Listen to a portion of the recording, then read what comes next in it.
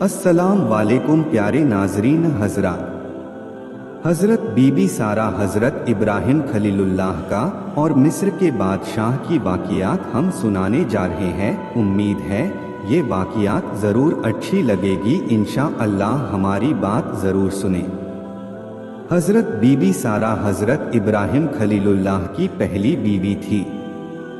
आप बहुत खूबसूरत और नेक सीरत थी। हजरत इब्राहिम अलैहिस्सलाम जब आपको लेकर मिस्र तशरीफ लाए तब उस वक्त का बादशाह सिनान बिन अलवान था, जो कि एक बहुत बड़ा जालिम फिरौन था। उस वक्त मिस्र के बादशाह को फिरौन कहा जाता था।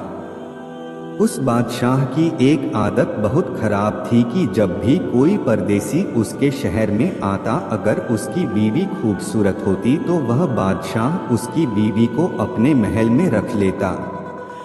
चूंकि हजरत सारा बड़ी खूबसूरत थी, इसलिए हजरत इब्राहिम अलैहिस्सलाम को हमेशा फिरौन का डर लगा रहता।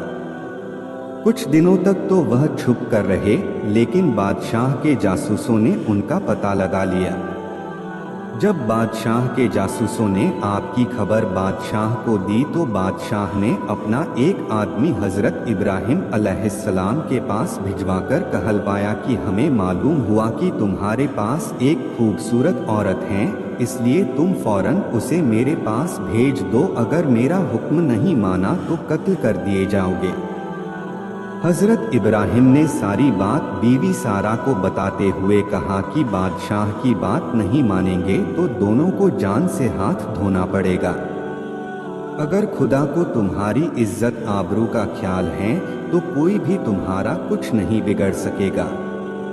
काफी देर सोचने समझने के बाद हजरत बीबी सारा बादशाह के पास जाने के लिए तैयार हो गई, क्योंकि उनको और हजरत इब्राहिम अलैहिस्सलाम को खुदा पर पूरा भरोसा था।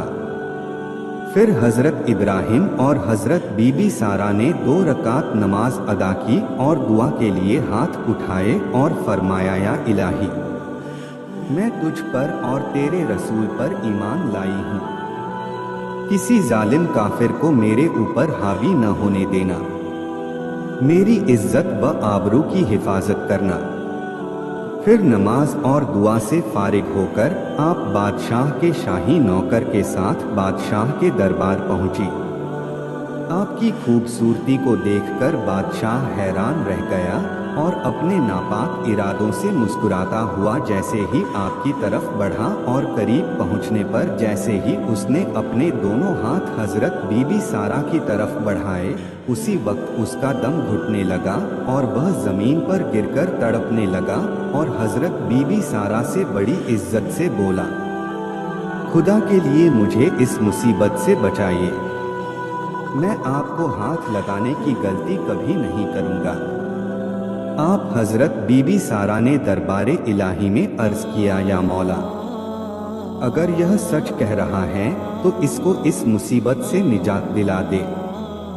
खुदा ने आपको दुआ कबूल फरमा ली और उस बादशाह का उसी वक्त दम घुटना बंद हो गया। फिर कुछ देर बाद वापस शैतान ने उसका दिमाग बदल दिया और बादशाह फिर वही हरकत करने लगा। 3 बार बादशाह ने ऐसा ही किया।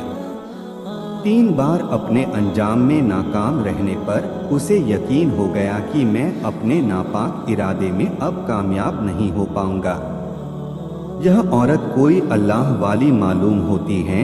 और फिर वह बादशाह अपनी हरकत से बाज आया और अपनी बेटी हाजरा को आपकी खिदमत के लिए देकर बड़ी इज्जत से आपको विदा किया। घर आकर जब आपने सारी कहानी सुनाई तो हजरत इब्राहिम अलैहिस्सलाम ने खुदा का शुक्र अदा किया। कुछ ही दिनों बाद आप बीवी सारा और हाजरा बादशाह के बेटी को लेकर मिस्र से बैतुल मुकद्दस की तरफ चले गए। अभी तक आपके औलाद नहीं थी, फिर भी बेटे की बशारत मिली थी। एक दिन आपकी बीवी हजरत सारा आपसे कहने लगी, मुझे तो औलाद की अब कोई उम्मीद नहीं रही, इसलिए आप हाजरा से निकाह कर लीजिए। अल्लाह का वादा शायद उन्हीं से पूरा हो। حضرت ابراہیم علیہ السلام نے حضرت حاجرہ سے نکاح کر لیا اور اللہ نے 1 سال کے بعد آپ کو ایک بیٹا عطا فرمایا جس کا نام اسماعیل رکھا گیا۔